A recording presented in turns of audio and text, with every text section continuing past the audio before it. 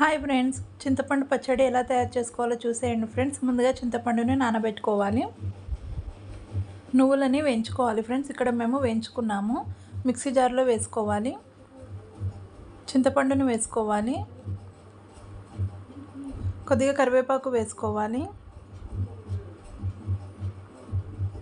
కొన్ని ఎల్లిపాయలని వేసుకోవాలి,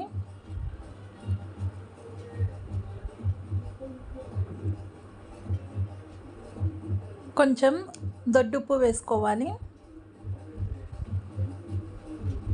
స్పైసీనెస్కి తగ్గట్టుగా కారం వేసుకోవాలి,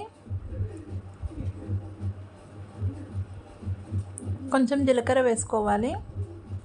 ఇప్పుడు చింతపండు వాటర్ వేసుకొని ఫైన్ పేస్ట్లా చేసుకోవాలి ఫ్రెండ్స్.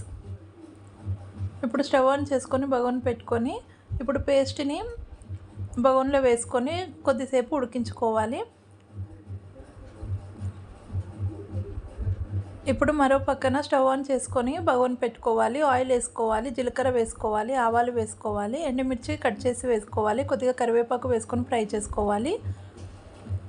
ఇప్పుడు మనం చింతపండులో రుచికి సరిపడా సాల్ట్ వేసుకొని కొద్దిగా దగ్గరికి అయ్యేంత వరకు ఉడికించుకోవాలి ఫ్రెండ్స్.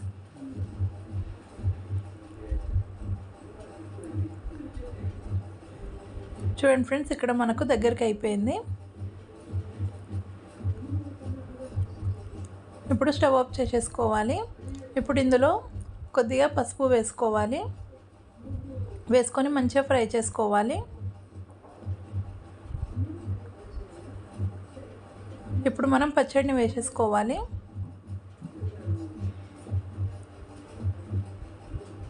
పచ్చడిని వేసుకొని మొత్తం ఒకసారి కలిపేసుకోవాలి ఫ్రెండ్స్. ఒక 2 మినిట్స్ పాటు కలుపుతూ ఫ్రై చేసుకోవాలి.